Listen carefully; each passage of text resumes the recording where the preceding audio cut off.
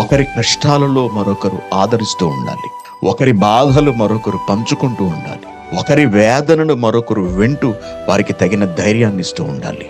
మనకు ఒంట్లో బాగాలేదు, మనం చూడడానికి 2-3 వచ్చారు, ధైర్యం చెప్తారు, ఏం భయపడకండి, మీరేం దిగులు పడకండి, మేమందరం ఉన్నాం మీకు అంటారు. ఆ మాట మనకి ఎలా అనిపిస్తుందండి?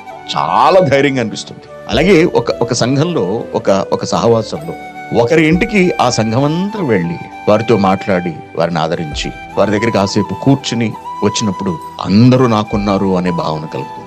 అందరూ నాకున్నారు, మన కుమారులు, మన కుమార్తెలు, వాళ్ళకి పుట్టిన బిడ్డలు అందరూ మన ఇంటికి వచ్చేసి పండక్కి అందరూ చక్కగా కూర్చుని భోజనం చేస్తున్నారు అనుకోండి, తండ్రికి కడుపు నిండిపోతున్నాడు. ఇంకా అతడు భోజనం చేయాల్సిన అవసరం లేదు, పొంగిపోతాడు.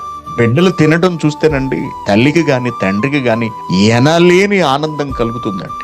దేవుడికి కూడా తన బిడ్డలు కూర్చొని భోజనం చేస్తూ ఉంటే దాన్ని చూసుకుంటూ ఉంటాడు దేవుడు, సంతోషపడతాడు. ఎందుకంటే మన శరీర సంబంధమైన తండ్రికే అంత ఆనందం ఉంటే ఆత్మలకు తండ్రి అయిన దేవునికి ఇంకెంత సంతోషం కలుగుతుందో మీరు ఆలోచించండి. బిడ్డలు తింటున్నప్పుడు పొంగిపోతాడు ఆయన.